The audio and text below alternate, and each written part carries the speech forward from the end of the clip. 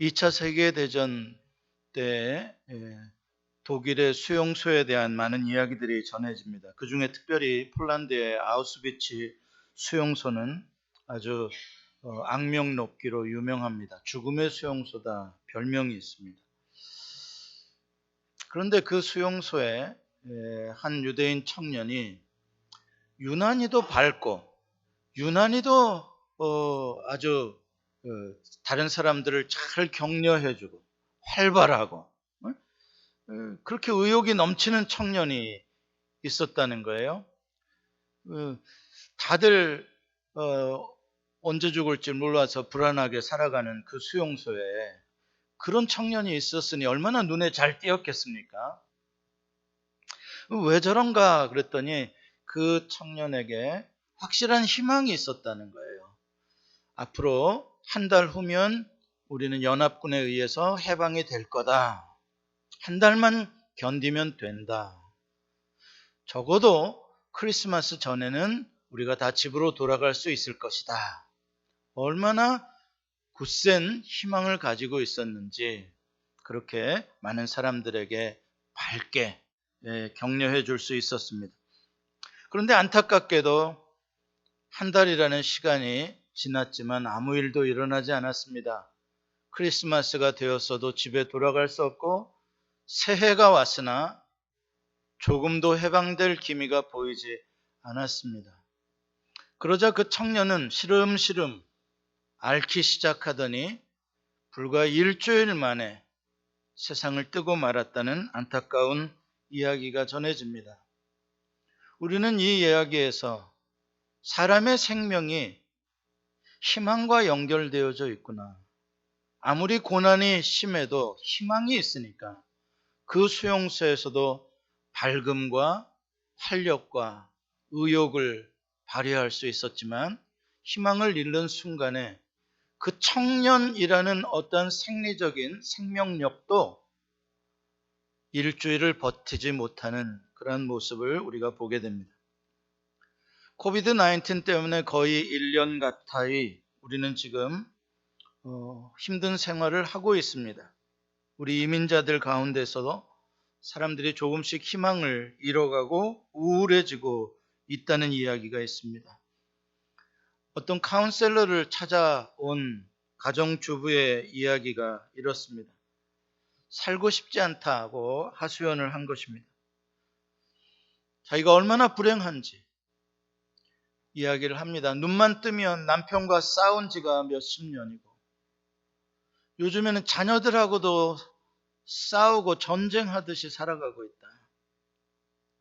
일터에 가면 직원들과의 갈등, 또 손님들 눈치 봐야 되고 신경 써야 되고 형제들끼리도 위로하지 못하고 서로 부모 책임 돌려가며 서로 반목하고 열심히 살았지만 지긋지긋한 가난과 지금도 계속 싸워야 하고 이제 나이가 들어가니까 온 삭신이 관절이 다 위장병이 이제 몸이 아파서 질병과 싸워야 되고 심지어는 교회를 다니고 신앙생활을 한다고 하는데도 하나님과도 뭔가 싸워야 하는 듯이 지금 살아가고 있는 자신의 모습이 너무 지쳤다는 거예요. 그래서 이제 포기하고 싶다. 그런 이야기를 카운셀러에게 했다고 합니다. 과연 이 세상의 카운셀러는 이런 사람들에게 어떤 희망의 메시지를 줄 수 있을까? 이런 상황에서도 뭔가 희망으로 다시 눈이 번쩍 뜨이게 할 수 있는 일이 있을까? 우리는 오늘 본문에서 그렇게 희망을 상실해가는 한 남자를 만나게 됩니다. 그의 나이는 이미 85세가 가까운 늙은 할아버지가 되어져 가고 있습니다. 아브라함입니다. 사실 아브라함은 하나님의 부르심을 받은 사람이고 그가 본토 친척 아비집 갈대아를 떠날 때부터 아브라함은 희망을 품고 살아왔던 사람입니다.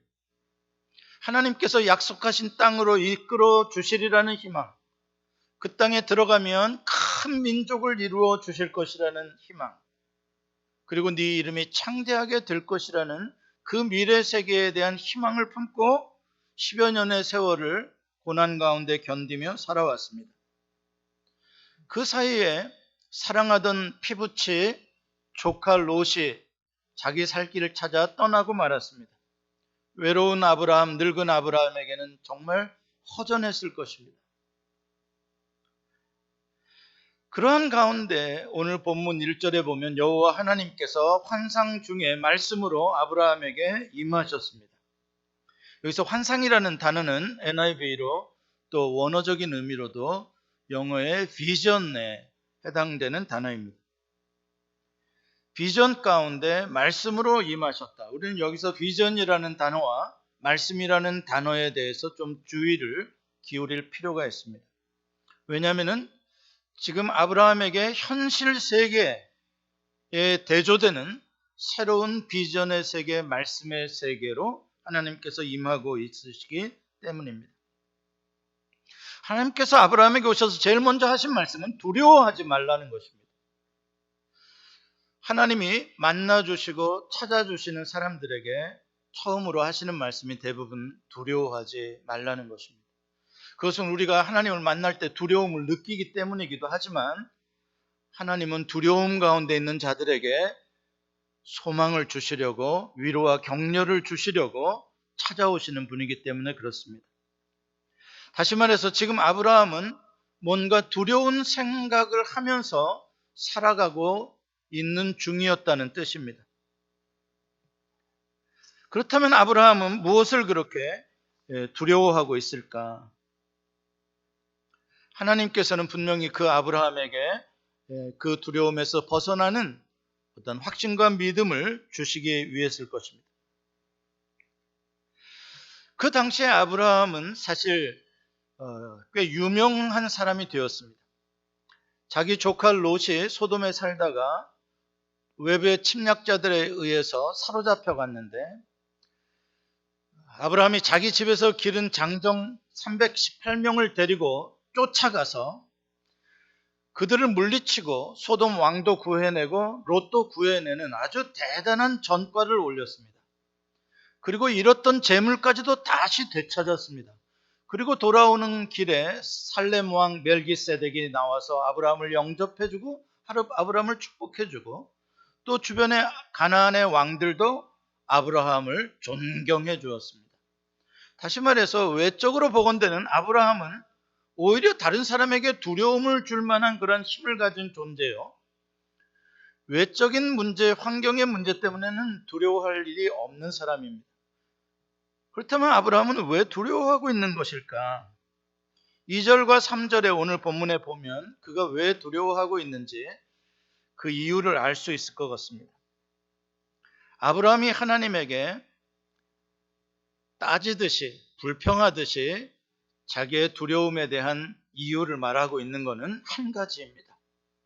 그것은 자식이 없다는 겁니다. 그게 무슨 뜻인가? 자식이란 곧 미래입니다. 자식이란 희망입니다. 다시 말해서 지금 아브라함은 내가 현실적으로는 먹고 살만하게 되었을지 모르지만 나는 이제 85세 늙은 나이에다가 자식이 없으니 나는 희망이 없는 사람이다. 나는 소망이, 꿈이 없는 사람이다. 나에게 종이 아무리 318명이 있으면 무엇할 것이며 나에게 양떼와 소떼가 많으면 무엇할 것이냐. 내가 죽으면 다 누군가의 것이 돼버리고 말 것인데. 사실 이것은 요즘 사람들, 신세대들은 이해하기 쉽지 않은 것입니다. 요즘의 철학은요, 요즘 젊은이들은 욜로족이라 그래가지고 들어보셨나 몰라? 한 번 사는 인생이라는 뜻입니다.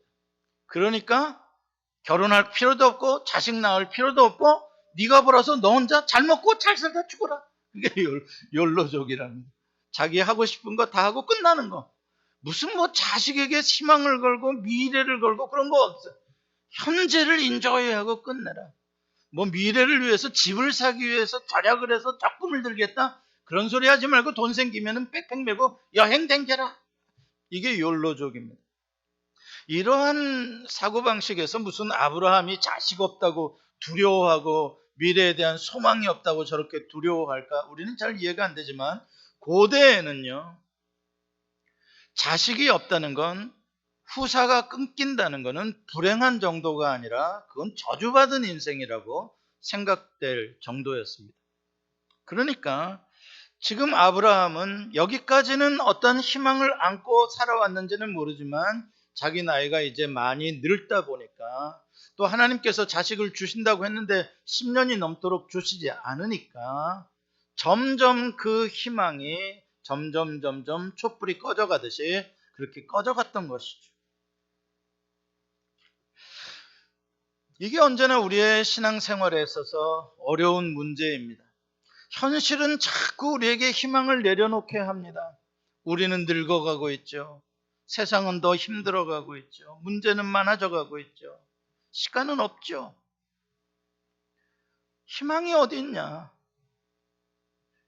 그러나 하나님은 하나님의 때에 그 희망을 성취해 주시는 분이십니다. 그러니까 이게 우리는 지금 하나님, 지금 성취해 주셔야 돼요. 지금. 내가 무덤에 내려가 버리면 무슨 소용이 있습니까? 지금 해주세요. 그런데 하나님께서는 하나님의 때까지 기다리시는 분이시죠. 그게 언제나 우리의 신앙생활에 있어서 하나님과의 갈등의 부분입니다.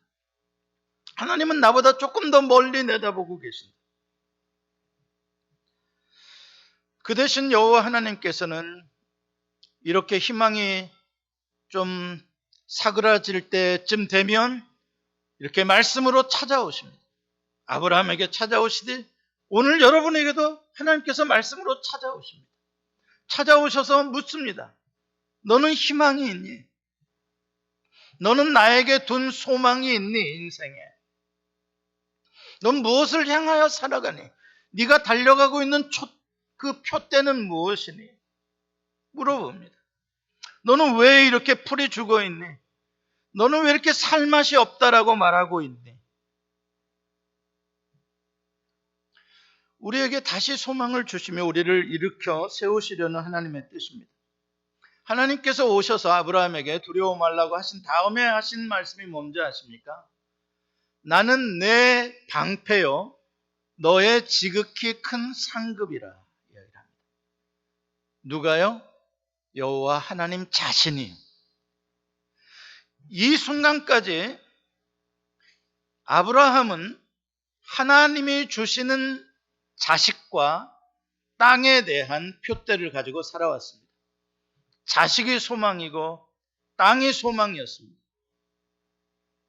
그러나 이 순간에 하나님께서 찾아오셔서 하시는 말씀은 네가 소망을 두어야 할 곳은 자식도 아니요 땅도 아니요 나 여호와다. 내가 너의 방패요 너의 상급이다. 내가 하나님 자신이. 하나님을 소유하고 있으면 하나님이 자식도 주시고 땅도 주시는 것이다. 그것을 가르쳐주고 있는 거예요. 이건 우리의 신앙생활에 있어서도 동일하게 아주 중요한 부분입니다. 우리의 핀트가 잘못 맞춰져 있는 경우가 많아요. 우리는 시간의 핀트가 맞춰져 있고 나의 능력의 핀트가 맞춰져 있고 이 비즈니스의 핀트가 초점이 맞춰져 있고, 그래서 그런 것들이 무엇인가 흐리멍텅해지면 자꾸 희망이 없어져 가요. 하나님께서는 거기에다 초점 맞추지 말라 그래요. 초점을 여호와께 맞춰라.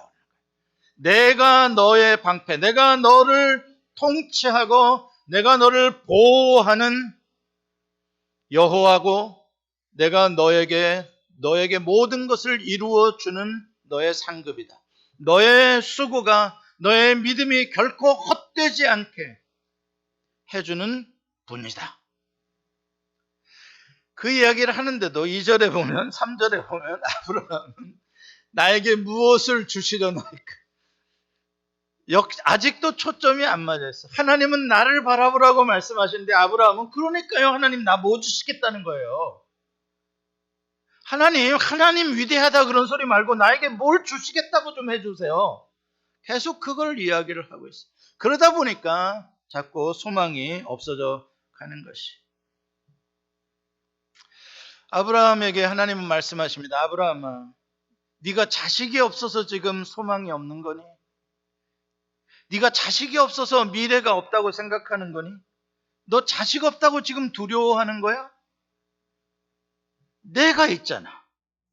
하나님이 하시는 말씀, 내가 있잖아. 당신이 뭔데요? 내가 미래도 열어주고 내가 자식도 주는 사람이야. 아니, 사람이 아니라 분이야. 하나님 자신이. 내가 전능자야. 나는 한번 약속한 것을 반드시 성취하는 신실하신 헤세드의 하나님이야. 너는 지금 네가 늙어서 아들을 못 낳을까 봐 두렵지? 그건 두려워할 일 아니야. 내가 있잖아.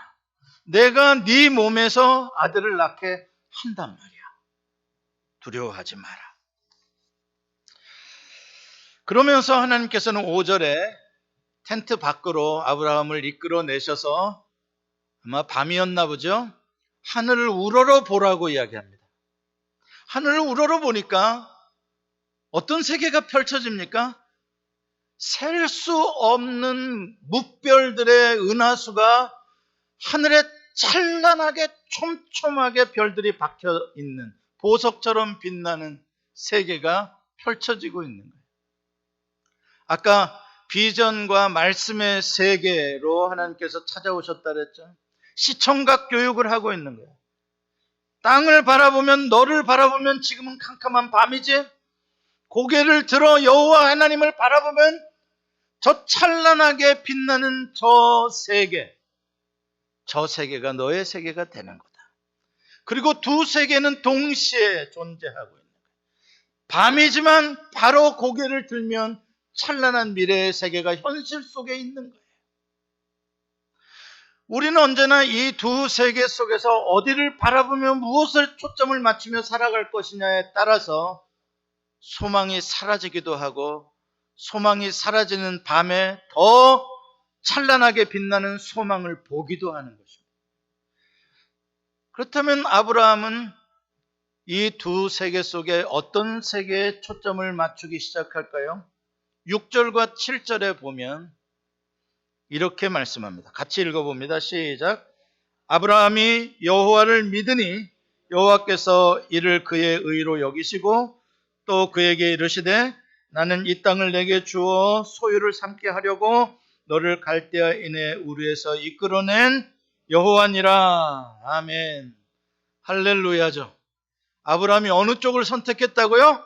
여호와를 믿는 쪽을 선택했다는 겁니다. 여호와를 믿으니 자기의 몸을 믿는 게 아니라 캄캄한 현실 세계를 바라보는 게 아니라 여호와께서 장차 펼쳐주실 셀 수 없는 그 민족의 세계, 하나님께서 동서남북 사방에 열어주실 아브라함을 향한 하나님의 그 놀라운 비전의 세계를 바라보고 믿었다는 겁니다. 근데 참 이 표현이 멋있는 건 아브라함이 여호와를 믿으니라는 게 멋있는 건 여호와의 약속을 믿으니 여호와께서 주시겠다고 하는 자녀를 믿으니가 아니라 여호와를 믿으니 드디어 아브라함의 초점이 자녀도 아니요 땅도 아니요 여호와 그분의 본질 여호와 하나님의 하나님 되심 그분이 말씀하시는 것은 성취하시는 전능자이심 그분이 나를 불러내시고 나를 작정하시고 복주시기로 하심 그분은 한번 말씀하시면 반드시 이루심 그 여호와를 믿었다는 겁니다. 사랑하는 성도 여러분, 여러분들도 그 여호와를 믿으시길 바랍니다. 그 여호와만이 영원히 변하지 않는 유일한 소망이 되시는 분이십니다. 그래서 우리가 하나님께만 소망을 둬야 돼요. 그래서 하나님께 소망을 두라. Hope in God. Hope, 희망을 두어라. 어디에? In God, 하나님에게 희망을 두어라. 미래의 모든 소망은, 여러분 인생의 모든 소망은 누가 펼쳐주시냐? 여호와 하나님이 펼쳐주신다. 여러분의 건강으로, 여러분의 주먹으로 피는 게 아니에요. 여러분들의 돈으로 피는 게 아니란 말입니다. 그 세계는 여호와의 언약하신 말씀대로 여호와의 능력으로 열어주시는 세계입니다. 현실은 캄캄하고 현실은 불가능하고 현실은 날마다 남편과 싸워야 되고 자녀와 싸워야 되고 현실은 아프고 슬프고 살고 싶지 않지만 여기에 무슨 희망이 있겠냐고 하지만 있다는 거예요. 하나님이 계시고 하나님이 당신을 사랑하신다는 약속이 있고 당신이 여호와를 믿으면 거기에 하나님께서 주시는 소망이 있다는 것입니다. 그렇게 하나님께 소망을 두는 사람을 하나님께서는 아주 기뻐하십니다. 하나님께서는 아주 기뻐하십니다. 하나님 외에 다른 데 찾아가서 소망을 이루려고 하는 사람들은 하나님께서 싫어하십니다. 그리고 헛된 일이고요, 그거는. 그러나 하나님께 어려운데도, 다른 사람들은 힘들다고 하는데도 하나님께 소망을 두는 사람은 하나님이 얼마나 기뻐하시겠어. 왜? 하나님을 인정하니까. 하나님의 영광을 인정해 주는 거니까. 하나님이 기뻐하시. 그래서 하나님께 소망을 두는 자는 하나님이 기뻐하시는 자며 그 소망을 이루어 주시겠어요? 안 이루어 주시겠어요? 여호와를 기뻐하고 여호와께 기쁨을 드리는 자는 그 소원이 이루어진다고 약속하는 거예요. 성경에 나오는 믿음의 영웅들을 보세요. 그들 현찰 가지고 이 세상에서 뜨끈뜨끈하게 뱃다시게 살다가 죽었다는 사람 하나도 없어요. 성경에 나오는 믿음의 영웅들은 다 하나님께만 소망을 두고 살았던 사람들의 이야기입니다. 여호와께서 말씀하시면, 약속하시면 이미 이루어진 걸로 받았습니다. 현찰이나 다름없는 거예요. 왜? 여호와는 시건하시는 분이 아니시니까요. 전능자시니까요. 그래서 믿음과 소망은 뗄래야 뗄 수가 없는 거예요. 동전의 양면처럼 늘 같이 가는 거예요. 소망이 있다, 저 사람은 누구를 믿는다는 거예요? 여호와를 믿는다는 거예요. 저 사람은 여호와를 믿는다. 그럼 소망이 있어야 돼요, 없어야 돼요? 있어야 되는 거예요. 그래서 믿음과 소망은 뗄 수가 없는 거예요.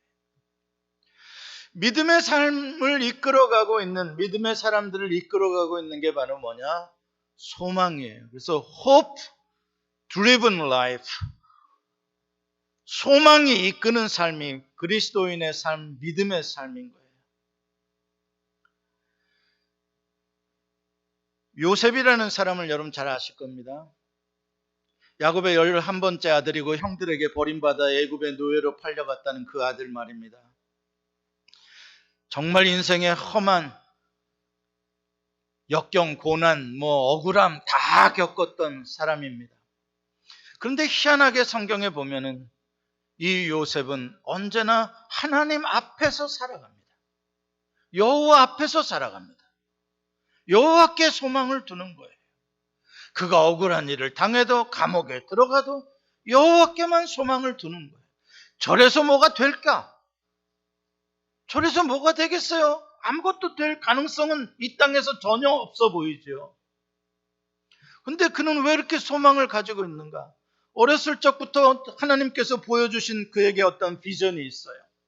그의 삶이 가치 있는 삶이 될 것이라는 꿈을 꾸었어요. 그 믿음과 소망이 요셉으로 하여금 그 모든 고난을 이길 수 있게 했어요.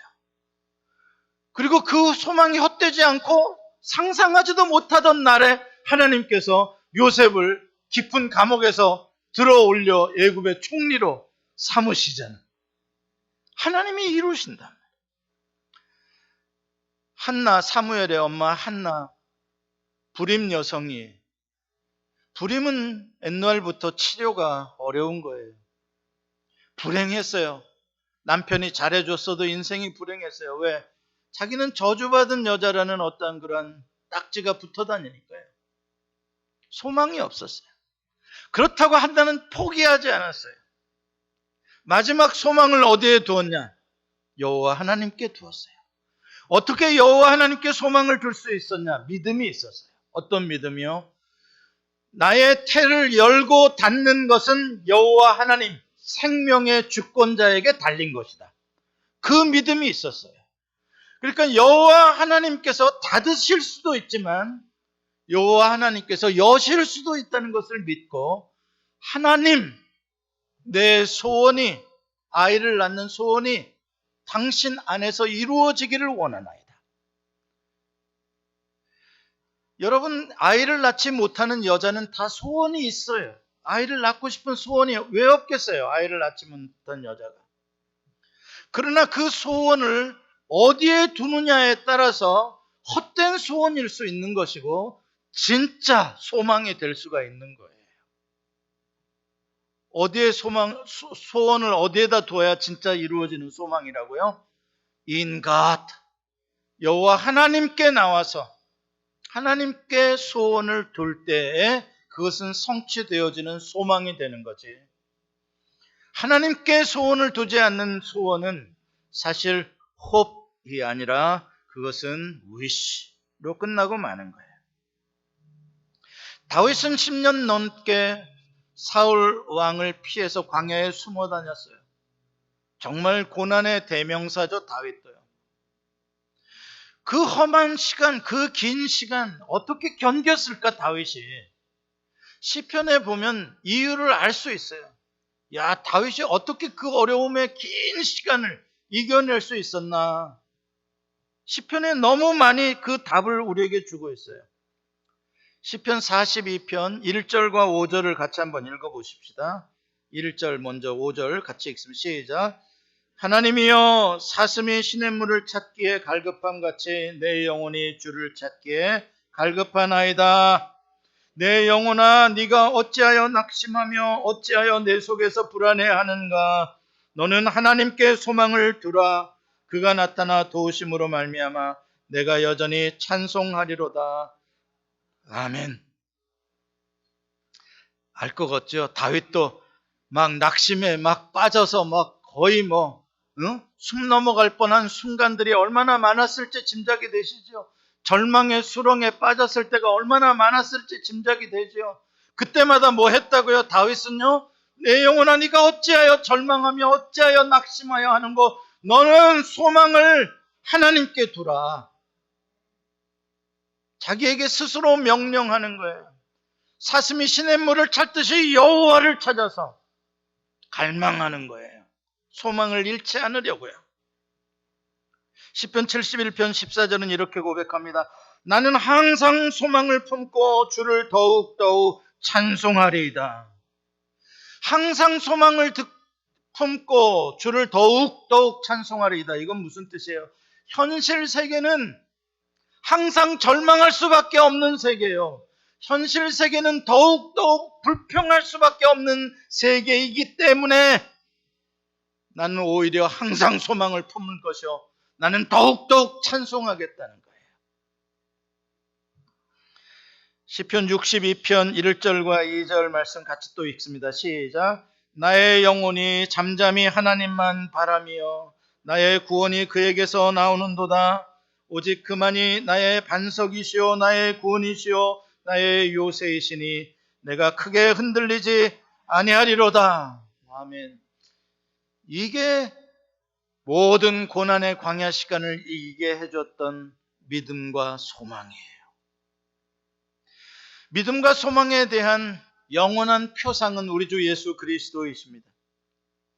우리 주 예수 그리스도께서는 이 땅에 오셔서 절망 가운데, 현실의 어둠 가운데 흑암에 앉은 백성들에게 하나님의 나라에 들어오라고 초청하셨던, 복음을 외치셨던 사역을 하셨습니다.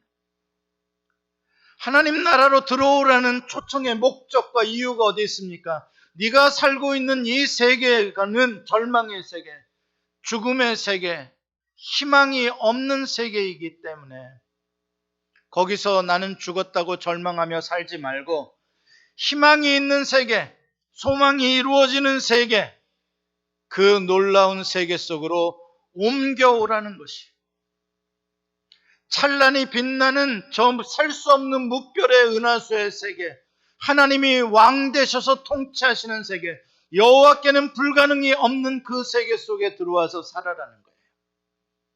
이 세상에 절망하는 사람들에게 그 세계로 들어오라는 초대입니다.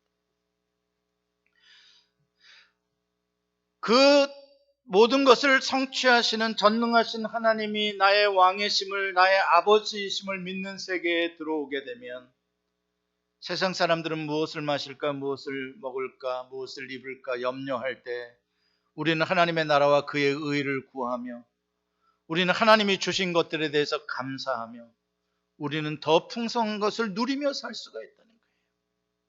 보리떡 5개와 물고기 2마리로 5,000명이 배불리 먹고도 12광주리가 남는 희한한 신비로운 하나님이 왕 되시는 세계 속에 살아갈 수 있다는 거예요. 예수님께서는 이 세상에 살면서 한 번도 이 세상의 부귀영화를 추구해 보신 적이 없으십니다. 출생하실 때부터 말구유에서 태어나셔서 어려운 목수의 삶으로 노동자의 땀을 아시며 소년 가장으로 동생들과 어머니를 돌보며 사셨습니다. 인자는 머리 둘 곳도 없다고 할 만큼 어느 때는 홈레스로도 사셨고 세상을 떠나실 때는 입은 옷 한 벌밖에 없었고 그나마도 로마 군병들이 나누어 가졌습니다. 예수님이 가지신 능력과 지혜와 그 모든 것들로 얼마든지 이 세상에 풍성하고 안락한 것들을 누리실 수 있었습니다. 그러나 예수님은 고난의 길, 십자가의 길을 걸어가셨습니다. 무엇을 바라보고요?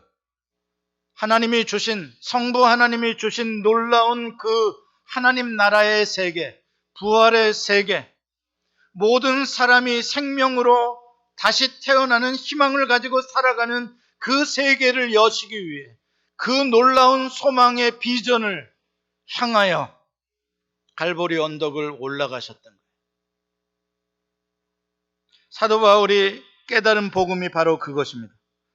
복음은 이 세상, 눈에 보이는 세상을 바라보고 사는 게 아니라는 것입니다. 로마서 8장 24절과 25절 말씀을 같이 읽습니다. 시작. 우리가 소망으로 구원을 얻었음에 보이는 소망이 소망이 아니니 보는 것을 누가 바라리요. 만일 우리가 보지 못하는 것을 바라면 참음으로 기다릴지니라. 아멘. 사도 바울은 믿음으로 산다, 성령을 쫓아 산다, 예수 그리스도를 따라 산다라고 하는 건 그리스도와 함께 우리가 상속자가 되었으니 그와 함께 영광을 받기 위하여 우리가 고난도 함께 받아야 할 것이다 라고 말씀하며 이 세상에서의 우리의 삶의 길은 표대를 향하여 달려가는 고난의 삶이다 라고 말합니다. 그 사도 바울에게 있어서 소망이나 믿음이라는 단어는 인내나 고난이라는 단어와 상통하는 것입니다. 거의 동의어로 쓰고 있는 것입니다. 믿음이 있는 곳, 소망이 있는 곳에는 뭐가 있다는 거예요? 고난이 있고 인내가 있다는 거예요. 로마서 5장 3절과 4절은 이렇게 말합니다. 다만 이뿐 아니라 우리가 환난 중에도 즐거워하나니 이는 환난은 인내를, 인내는 연단을, 연단은 소망을 이루는 줄 알미로다. 생각하건대 현재의 고난은 장차 우리에게 나타날 영광과 비교할 수 없도다. 고난과 소망은 동전의 양면처럼 함께 가요. 믿음과 인내도 함께 가요. 소망이라는 단어가 히브리 말로 한 몇 가지가 있는데 그 중에 대표적인 게 야할이라는 단어와 카바라는 단어가 있는데 히브리 말로 야할이라는 단어는 wait, 기다린다라는 뜻입니다. hope는 기다림이에요. 근데 어떻게 기다리는 거냐? patiently. 그래서 히브리 말로 희망을 갖는다, 소망을 갖는다라는 것은 인내심을 가지고 기다린다는 뜻이에요. 희망이 뭐냐? 인내심을 갖고 기다린다. 콰바라고도 하는데 이 콰바라는 단어는 어떤 뜻이냐면 노끈을 팽팽하게 잡아당기는 긴장감을 말하고 있어요. 이 소망은 우리의 삶을 어떻게 한다? expectation을 가지고 삶을 맥풀린 삶으로 그냥 캐세라의 삶으로 늘어 빠진 삶으로 게으른 삶으로 살지 않게 우리를 긴장하고 우리를 조여매고 우리가 기대감을 가지고 전진할 수 있는 깨어있는 삶을 살도록 해주는 게 콰바라는 단어입니다. 히브리서 11장 1절에 그 믿음이라는 단어를 이렇게 정의합니다. 믿음은 바라는 것들의 실상이요 보이지 않는 것들의 증거니. 무슨 말씀입니까? 믿음이라는 건 현실 세계만 바라보는 육신의 눈으로 살아가는 게 아니라 믿음이라는 것은 현실 세계와 함께 있는 말씀의 신비의 비전의 세계, 소망의 세계, 그 세계를 바라보는 게 믿음이라는 말이에요. 그래서 의인은 믿음으로 가지고 살고, 히브리서 11장에 나오는 모든 믿음의 선배들은 다 그렇게 미래의 세계에 대한 소망을 현재에 끌어들여서 그 소망을 바라보고 현재의 고난을 극복한 사람들의 이야기가 바로 믿음의 간증들입니다. 히브리서 11장 13절과 14절 말씀 같이 한번 읽어보겠습니다. 시작. 이 사람들은 다 믿음을 따라 죽었으며 약속을 받지 못하였으되 그것들을 멀리서 보고 환영하며 또 땅에서는 외국인과 나그네임을 증언하였으니 그들이 이같이 말하는 것은 자기들이 본향 찾는 자임을 나타냄이라. 아멘. 이 세상으로 육체로 끝난다면 우리는 허망한 거예요. 그러면은 솔로몬이 말했듯이 아무리 권세를 누려도, 아무리 학문을 많이 가지고 있어도, 돈을 많이 가지고 있어도 헛되니 다 헛되다. 인생이다, 허무다, 공이다. 아니다 이 말이야. 성경은 그게 아니다. 본향이 있다. 보이지 않는 세계가 있다. 육신은 죽어도 영혼은 죽지 않는 세계가 있다. 그 세계를 바라보고 현재의 육신의 고난의 세계를 이겨내는 것, 그게 의인의 삶이다. 그런 삶을 살아가는 사람은 없다고 좌절하지 아니하고 있다고 자만하지 아니하는 긴장된 삶을 살아가게 되는 것이. 에스겔 37장에 보면은 마른 뼈들이 가득한 골짜기로 하나님이 에스겔을 이끌어 가십니다. 마른 지가 아주 오래되어 심히 말랐다라고 이야기를 합니다. 뼈들이. 그리고 에스겔에게 묻습니다. 하나님께서, 인자야, 이 뼈들이 능히 살겠느냐? 무슨 뜻입니까? 이 뼈들에게 소망이 있냐? 물어보는 거죠. 소망이 있습니까? 없습니까? 없죠. 그냥 뼈도 소망이 없을진데 심히 오래되어 마른 뼈에게 무슨 소망이 있습니까? 그거 없다고, 절망이라는 것을 말해주려고 심히 오래되어 마른 뼈라고 표현하고 있는 거죠. 절망에 100%, 1000% 절망. 그런데 에스겔이 뭐라고 대답합니까? 노라고, 소망 없습니다라고 대답하는 게 아니라 주여, 주께서 하시나이다. 무슨 말입니까? 뼈들이야 당연히 소망이 없죠. 그러나 여호와 하나님께서 이 뼈들에게 소망을 주시면 살아날 수도 있습니다. 그 이야기입니다. 그리고 그것을 실제로 성취시켜 보여준 것이고요. 그 뼈들이 지극히 큰 군대가 됩니다. 누구에게 소망이 있다고요? 여호와 하나님에게. 사랑하는 성도 여러분, 여러분과 저는 좀 가난하긴 해도, 여러분과 저는 영어를 좀 잘 못하긴 해도, 좀 여기저기 삭신이 쑤신 데가 몇 군데 있긴 해도, 그래도 마른 뼈는 아니잖아요. 아직은 그렇게 심히 마른 뼈는 아니잖아요. 그런데 왜 소망이 없습니까? 왜 소망이 없냐고요? 소망은 있는데 여러분이 그 소망을 하나님 안에서 찾으려고 하지 않고 품으려고 하지 않으니까 살맛이 없는 거예요. 의미가 없는 거예요. 소망이 없으면 뭘 사는 의미가 있습니까? 내일 하루 더 사나 모레 더 사나 무슨 뜻, 소용이 있습니까? 그냥 오늘 죽게로 가는 게 낫죠. 하나님 그걸 제일 싫어하십니다. 미워하십니다. 인생을 허비하고 동물처럼 그냥 아무런 목적도 없이 향방도 없이 고난을 그냥 당해버리는 거, 하나님 제일 싫어하십니다. 여러분, 오늘 여호와 하나님께 두어야 할 소망이 무엇인지를 생각하시기 바랍니다. 하나님, 나는 하나님 안에 무슨 소망을 두고 살아가야 할까요? 나를 다윗처럼, 한나처럼, 마른 뼈처럼 이 모든 고난을 이기게 해줄 만한 나의 소망은 무엇인가요? 그 소망을 내가 어디에 두고 살아가나요? 예수님께는 자기에게 소망을 둔 자들마다 반드시 믿음대로 되리라, 네가 하나님의 영광을 보리라고 약속하십니다. 소망을 품고 믿음으로 나와서 예수님의 옷자락을 잡은 혈루병 앓는 여자는 그 순간에 나음을 입습니다. 예수님께 나온 소망을 품고 나오는 자는 다 고침을 받습니다. 하나님께, 예수님께 소망을 두었는데 예수님이 그 소망을 무시한 적이 있습니까? 주 다윗의 자손이여 나를 불쌍히 여기소서. 바디메오가 군중 가운데 부르짖을 때 사람들은 못 들어도 예수님은 그 소리를 듣고 가던 걸음을 멈추시며 돌이켜서 바디메오의 소원을 들어주십니다. 여러분, 그런데 코비드 때문에 소망이 없다고요? 백신이나 나와야 소망이 있을 것 같다고요? 하나님 믿지 마세요. 그냥 그렇게 사세요. 하나님 믿는다고 그러지 마세요. 하나님 영광 가려집니다. 백신만도 못한 하나님, 치료제 하나만도 못한 하나님, 왜 그러십니까? 아닙니다. 사랑하는 성도 여러분, 우리의 소망은 여호와 하나님에게 있습니다. 낙심하지 마시고 다윗처럼 항상 소망을 품고 더욱 하나님을 바라보시기를 바랍니다. 기도하시겠습니다.